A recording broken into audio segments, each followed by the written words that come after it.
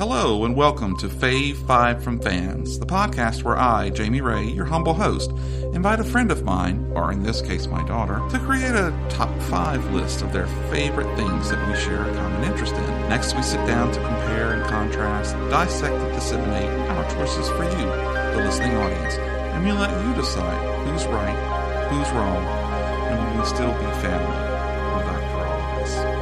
So strap in for this episode of Fave Five From Fans. Hello and welcome. We've got a great episode for you tonight. It's going to be a little different. It's going to be Fave 5 musical numbers. And to have this episode, I have invited someone who's very familiar with Broadway and musical numbers, my daughter, Lilli and Ray. Hi, Lilli. Hi. Welcome to the show. Thank you very much. I'm excited. I think you've been working hard on your list? No. Oh. So tell us a little bit about you. What do you like? I like cats and Netflix shows and obviously musicals. Mm-hmm. I'm in a musical right now, so that's fun. Well, tell us about that. I'm in Mulan Jr. And I am one of Mulan's friends. Yeah, which one? Their name is Chin-Po. I'm very excited. They will make a man out of you, so be careful. Well, great. Well, so just so in case you're a new listener, how this works, I've invited Lilli to make a list of her top 5 musical numbers. Now, she can pick from Broadway shows, she could pick from TV, she could pick from movies, whatever she wanted. Just know that mine will be all from movies because I watched very few musicals. And what we'll do is we'll start off with each of us can have an honorable mention, one that just barely didn't make this list for one reason or another. We'll go back and forth with Lilli starting, and then we'll go through 5, 4, 3, 2, 1. And then we'll name our favorite musical numbers. You ready? Yeah. All right, let's go with your first honorable mention. Okay, so my honorable mention is I'll Make a Man Out of You from Mulan. And the reason it's an honorable mention is because I made this list right before I got cast in Mulan. And after I got cast, I listened to the entire soundtrack. And I realized how great this song was. But I had already made my list, so I was like, I don't know what to do. Had to go on there somewhere. Yeah, so it's an honorable mention. Time is racing toward us till the Huns arrive. Brother stands to brother, and we will survive. Prepare to face the rage of war, and he knows just what to do. I knew I'd make a man out of you. CYT Lafayette presents Disney's Mulan. Well, that's great. So tell us, what about that song that really makes it for you? So the first thing is the singing from Donny Osmond is on point. Mm-hmm. It is great. I just like that song a lot, and I even made a parody of it. Oh, really? Like, personally. Uh-huh. It's about fish. Okay. Yeah. It's called I'll Make a Fish Out of You. It was great. Okay. Mm-hmm. And I like the... And I don't really know if it's... I think it is. The scene and the animation is great. Yeah. I like the style from the a Disney lot. movie. Yeah, from the movie. Yeah. It's a great movie. Yeah. Yeah. And especially the dragon and the cricket. Mushu and Cricky. There you go. But also, since I was just cast in Mulan, we just did the choreography for it. Uh-huh. And it is great. That's awesome. I saw you working with that bow staff. Yeah. I have to watch myself. Well, that's a great one. Good choice. Well, what's yours? Well, my honorable mention was really, really tough to not get on this list because I love this song. But I figured I figured with all of them going on, I couldn't make the cut. More probably because it's a short song. But mine is Science Fiction Double Feature by Richard O'Brien from the 1975 movie Rocky Horror Picture Show. Oh, I've never seen that, so I have no idea what you're talking about. I'm glad you've never seen that. They got caught in a cellular jam. Then at a deadly pace, it came from outer space. And this is how the message ran. Science fiction, double feature, Dr. X. It's a movie based on a musical called The Rocky Horror Show. It's the opening number, and it comes in on a black background with one of the actresses, Patricia Quinn, with her lipstick mouth, singing the song, but it's not actually her voice. It's the voice of Richard O'Brien. And it's a great song because as you listen to the lyrics, they talk about movies from the 50s and the 30s and science fiction films and stuff. And it actually foretells what's going to happen in the movie. Oh, wow. Yeah. So, for example, it starts off, Michael Rennie was ill the day the earth stood still, but he told us where to stand. So they use that theme in the movie about young kids not exactly knowing where to go and what to do. And then there's the narrator, who's an older, wiser guy, who is kind of directing them. And then the next line is, and Flash Gordon was there in silver underwear. Well, one of the creations of the Doctor, his name's Rocky, when he comes out, he's wearing silver underwear. Oh, that's... Yeah. So it goes through all of these different songs, all these different movies as lyrics in the song. My favorite line being from the Night of the Demons, or how it's called here, Night of the Curse of the Demons from 1957, was Dana Andrews said prunes gave him the runes, and passing them used lots of skill. And it's just a great line. So that was my honorable mention. Let's go to your number 5. Number 5 for me is Yorktown from Hamilton, and it's sung by Lin-Manuel Miranda and Christopher Jackson. The Battle of Yorktown, 1781. Monsieur Hamilton, Monsieur Lafayette, in command where you belong. are you saying no sweat? We're finally on the field, we've had quite a run. Immigrants, we get the job done. Okay, not familiar. Yeah. Before I saw Hamilton in New Orleans, I watched this on like a Tony show highlight or something, and I fell in love with it. Mm-hmm. It was a great song, it was great choreography, and I just kind of was obsessed with Hamilton. So it was just like the whole package. It was really great. And so you've actually seen Hamilton, haven't you? Yeah, I went to New Orleans and I saw it for my birthday. Uh-huh. It was really good. Yeah. Yeah. Made you fall in love with Lin-Manuel all over, huh? Yeah. Now, he wasn't in that show, though, right? No, but he wrote it and I think directed it and starred in it. Okay. So. Awesome.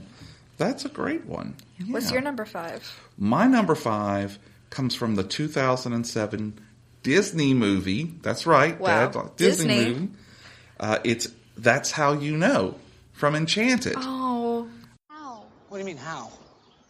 How does she know you love her? Oh, no. How does she know People looking. she's yours? Don't sit. It's okay. Let's just walk. Can we walk? Okay. Well, does she? Yeah. How does she know that you love her? Oh, He knows the song, too? how do you show her you love her? How does she know that you really, really Truly love her. I've never heard this How song. does she know That you love her. I absolutely love that. It's written by Alan Menken and Stephen Schwartz, and it's important because you're going to hear that name again later, Alan Menken. And of course, it's performed by Amy Adams, and it's got a bunch of other singers in the background, of course.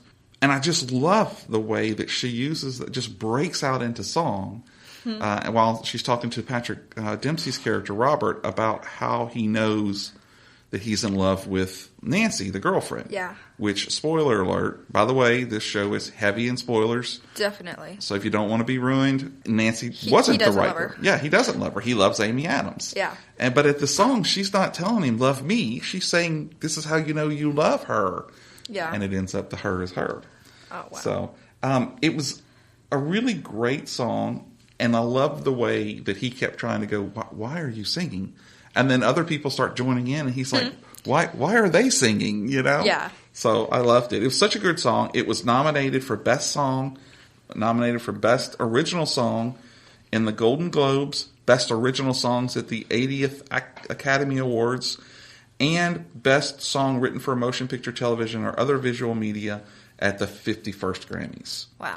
So that's a lot of recognition for how good that song was. I don't think it won, but it was still really good. Yeah. So that's my number 5. What's your number 4? My number 4 is Dancing Queen from Mamma Mia. Oh, that's such a good one. Specifically the movie. Mm-hmm. Because I don't know how to pronounce her last name. It's sung by Christine Baranski? Yeah, Yeah. Baranski. Julie Walters and Meryl Streep. Mm-hmm. I love how it's kind of like the Chiquitita, I think it is, where they just break into song trying to cheer her up. Mm-hmm. And then in this one, Meryl Streep is actually happy about it. Right. And, like, she joins in. And I think it's great at the end when they're all dancing, like, in a line going to the dock. Mm-hmm. Like, that is so funny.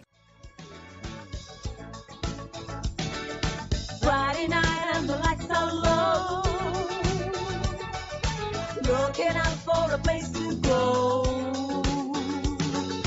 where they play the right music, getting in a swing. You come to look for a king. Anybody could be that guy. The night is young and the music's high. With a bit of rock music, everything's fine. You're in the mood for a dance. If only we all broke into musical numbers. And I have memorized the dance from that, so. Oh, you will have to perform that for us. Yeah, That's definitely. great. Okay, cool. Dancing Queen. That's a good one. So, my number 4 is a song that you're somewhat familiar with. Ooh. We actually saw it at a production of the CCT group, the grown-up CYT group.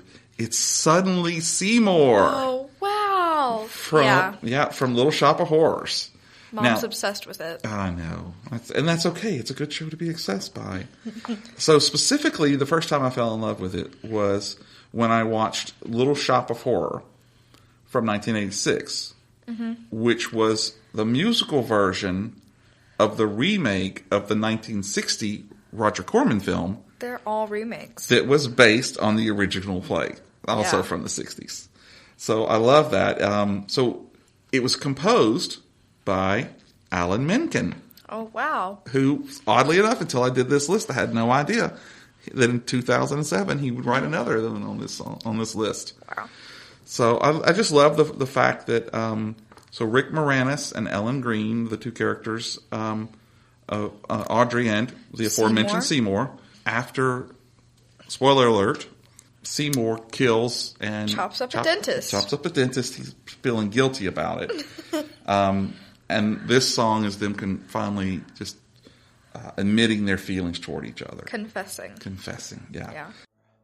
Tell me the bad times are clean washed away. Please understand that it's still strange and frightening. For losers like I've been, it's so hard to say. Suddenly Seymour. Suddenly Seymour. He purified you. Suddenly Seymour. Suddenly Seymour. Show me I can. Yes, you can.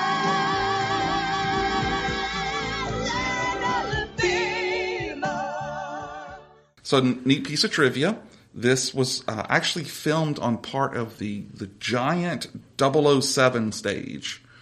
And it was really cold, and they couldn't heat it properly. So the actors had condensation showing up on their lips. So if you look really close when they're singing, they've got little crystals on their lips. So I thought that was pretty cool. Yeah, that's cool. So, all right, so let's throw down on number 3. Number 3 for me is Stay Alive, but the reprise from Hamilton, sung by Lin-Manuel Miranda, Anthony Ramos, and Philippa Sue. Okay. A double Hamilton threat. Yeah. Okay.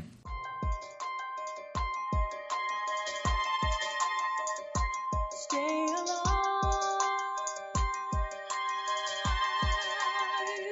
Stay alive. Where's my son? Mr. Hamilton, come in. They brought him in a half an hour ago. He lost a lot of blood on the way over.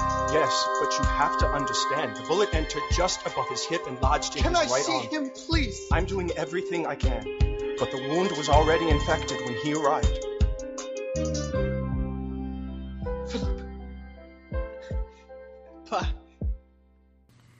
Spoiler alert. This is the scene where Hamilton's son dies. Oh, no! It's very sad. I'm pretty sure it made me cry.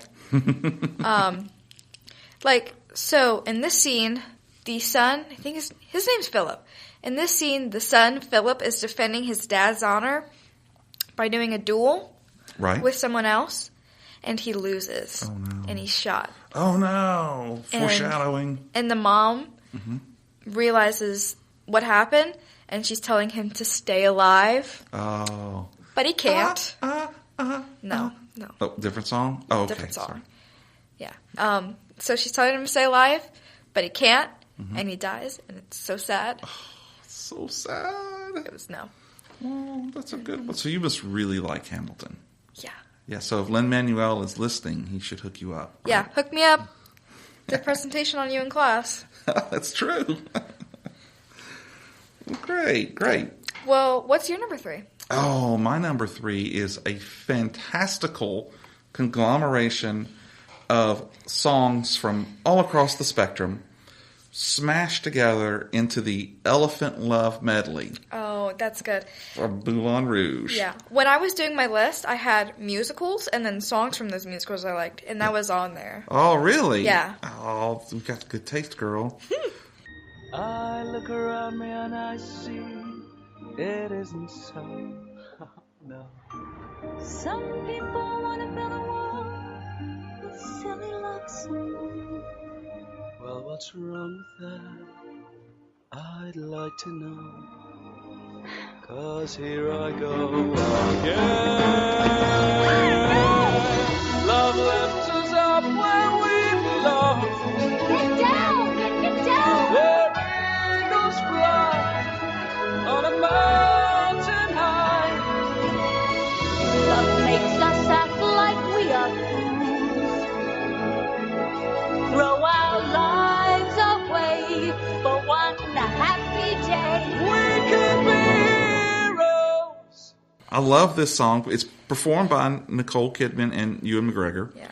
In the movie, it takes place after the Duke has come to the show, and he's decided that he'll back the show if Satine basically goes out with him.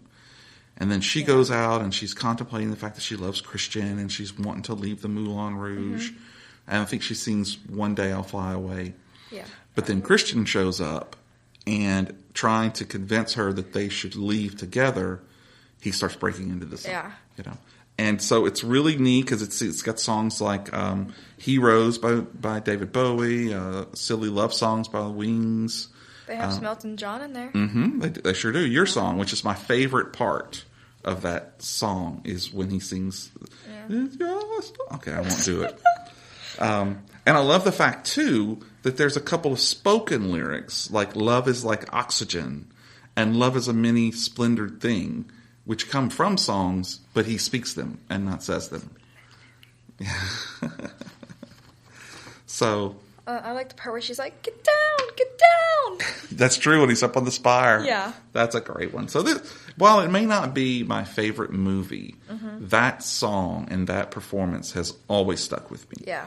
And, we've seen Ewan McGregor, of course, in the Star Wars movies, and we watched him on Fargo, where he played twin brothers. Beauty and the Beast. Yeah. He's such a great actor. Yeah. So I just thought it was really good to see him having so much fun with this song. Yeah. And that song is the Elephant Love Medley, my number 3 choice. Okay. So that would mean it's time for your number 2 choice. Okay. So this one, I haven't seen it.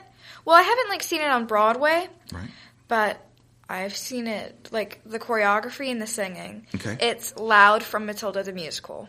Oh, Matilda the Musical, Yeah. just like the shirt you're wearing right now. Yeah, I'm wearing my CYT Matilda the Musical shirt. Well, why would you have that shirt? So ironic. It's so ironic. You I were know. in that show. You were so good. So you have got to be. Whoa! Girl, you gotta learn to stand up and stick out from the crowd.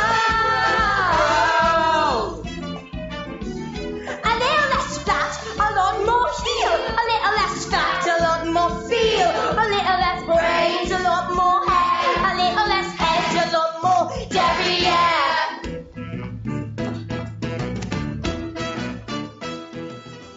Loud is like, I don't even know how to describe it.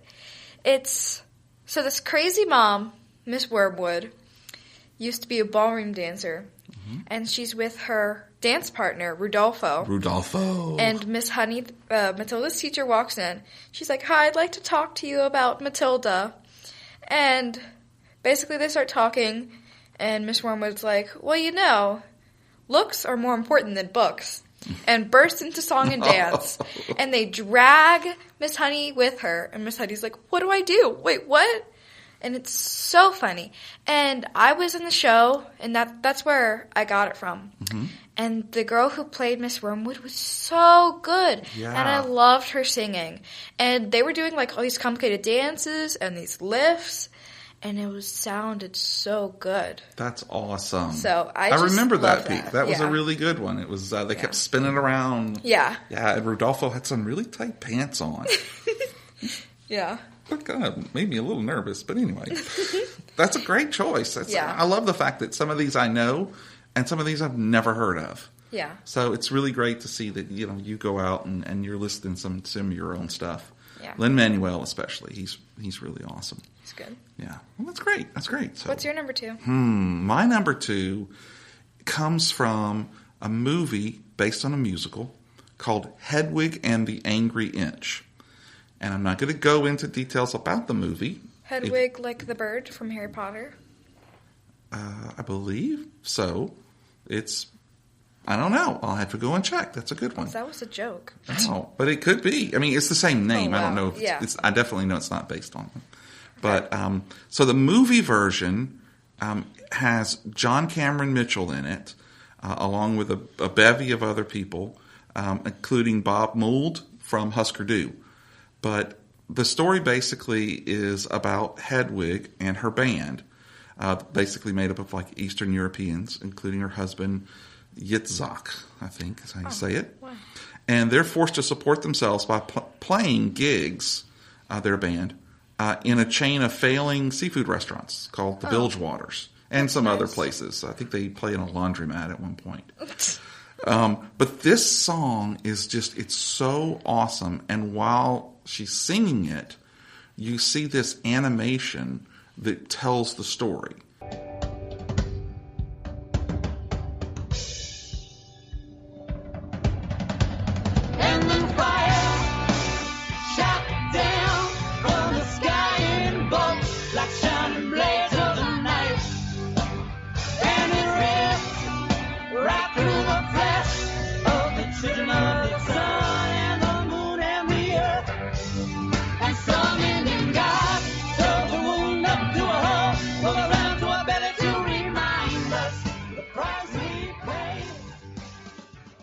And the story is built around the Greek god of love, Eros.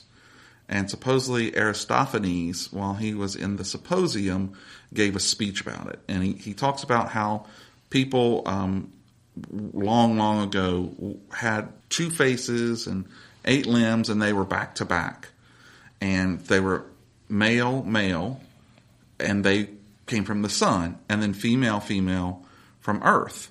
And then male, female that lived on the moon. And then the gods, Zeus and I think it was Thor. But like anyway, Hades and Poseidon. yeah, I know those. They decided they're going to split the humans right down the middle. And so all the men and all the women are finally split in their...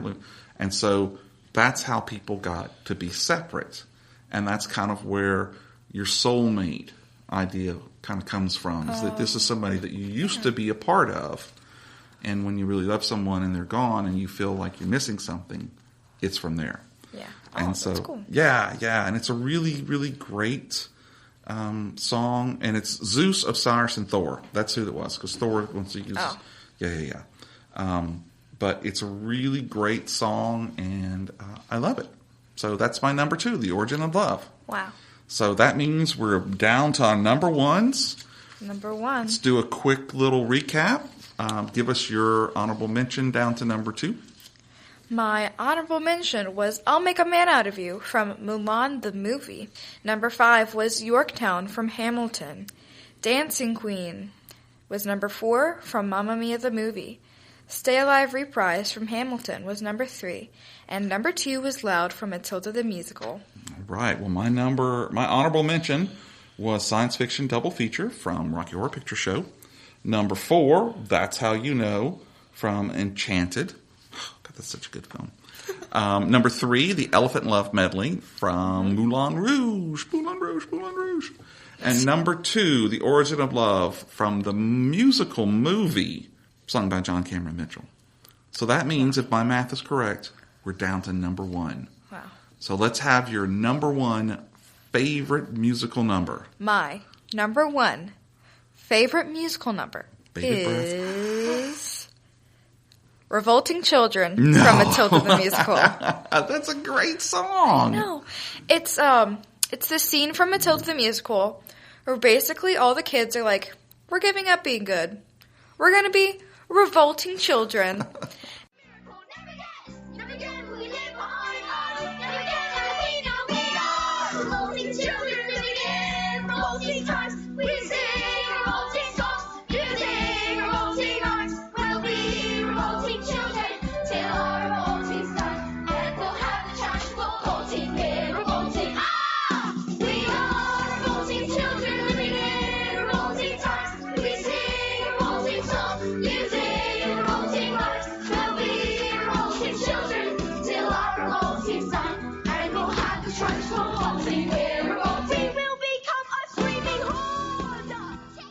This part always cracks me up because in Matilda, the show I was in, this kid starts the song by singing this really high note while standing on his desk, and he's basically like, we're not going to do this anymore. And that's how they all start singing and dancing and stuff.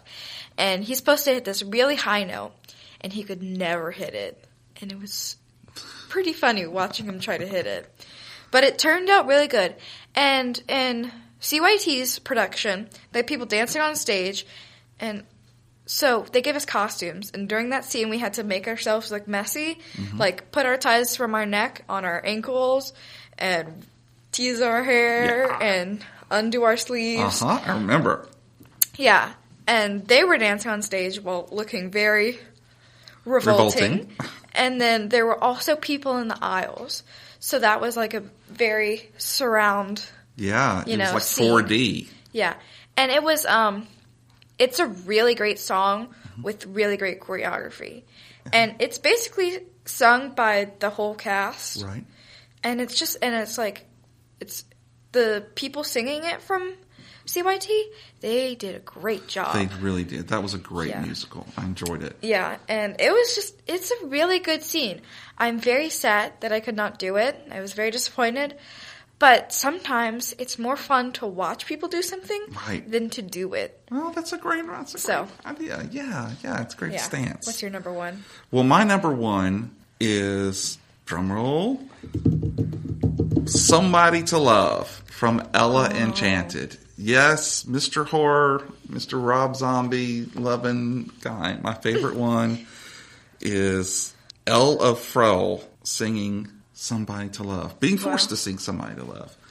So if you've never seen the movie, it's a really cool kind of retelling, or not retelling, but a kind of new fairy tale about Ella from the town of Frel, who at birth is giving the gift, air quotes that you can't see, of obedience at birth by her fairy godmother, Lucinda. And so basically it means anyone who tells her anything to do, she does. Yeah.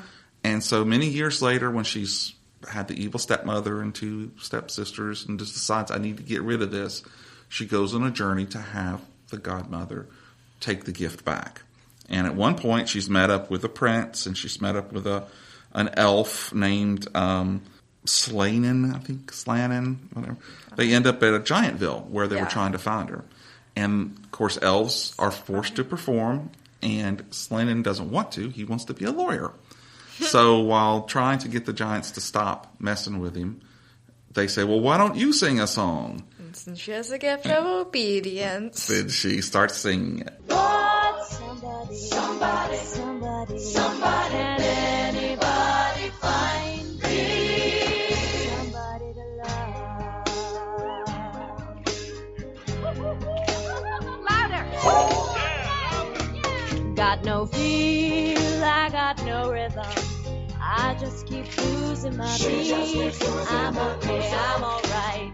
She's alright. There's no defeat. I just gotta get out of this prison cell. One day I'm gonna be free. Lord, somebody, can anybody find me? Somebody to love. Give it a little more soul. It's really great because there's a lot of, they'll throw out like, sing louder, sing more soulful, and she ends up taking it, and it's like, it's really effortless. Yeah, it's, I forgot about that, but that's a great choice. Well, thank you. I had a long list. Surprisingly, there aren't that many horror musicals. So shocking. So shocking. But I really enjoyed making this list because there's a lot of songs I didn't think about that I really do like. I'm not going to run out and go to Broadway, but still, it's great, So that's our favorite 5. The only note I want to add is I really wish I could put Beetlejuice on here, but I haven't seen it, so I can't put it on here. You've heard it, though, right? Yes, I have listened to it too many times on repeat. Yeah. Yeah, you like that one. Yeah, definitely. So if there's any Beetlejuice producers out there who need an intern, you're open. Call me. Call you. We'll go hook you up. Awesome. Well, great. Well, I think that will bring the podcast to an end. Yes. I want to thank you very much for joining me. You're welcome. And if you enjoyed this, then we're going to be doing another podcast soon with our Fave 5 Jim Halpert pranks. Yes. From The Office. Yes, that's going to be fun. You're a little Office crazy right now. And I think we both know each other's number 1 already, but we don't know our other numbers, so that's going to be fun. And it'll be fun to see if they match up throughout the show. And there's so many pranks that Jim pulled. Many. Like, I started doing the list, and I looked at, like, a fan page with all of the pranks, and just, like, season 2, and it was, like so She's big. holding her hands far apart for the listening audience. Yeah. It was really long. I was like... Yeah. It's actually kind of fun to go and start taking them off one by one and say, and then you have to decide, well, man, I really like this one, but this one, Some of these, I was like, I don't remember this one. I should go watch it again. Air quotes, air quotes. You just finished watching the entire show. I binged 9 seasons in about 3 months. Yeah, you went through it pretty quick. And you still keep an A average at school, so doing pretty good. So thanks for being here, Lilli. I have one question before we leave. Oh, okay. Can I still be part of the family? That's up to the listeners. Oh, dang it. Good night. Good night. Yay.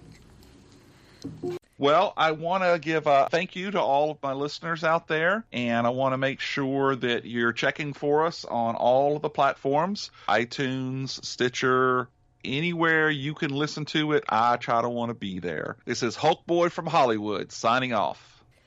This is I'll Make a Fish Out of You by Lilli Ray. Let's get down to fishness, to defeat the fish fry. Did they send me guppies when I asked for full grown? You're the saddest school I've ever met, but you can bet before we're through, just know I'll make a fish out of you. Tranquil as a forest, but a rapid within. Once you find your center, you are sure to win. You're a spineless, pale, pathetic lot, and you haven't got a clue. Somehow I'll make a fish out of you. Yay!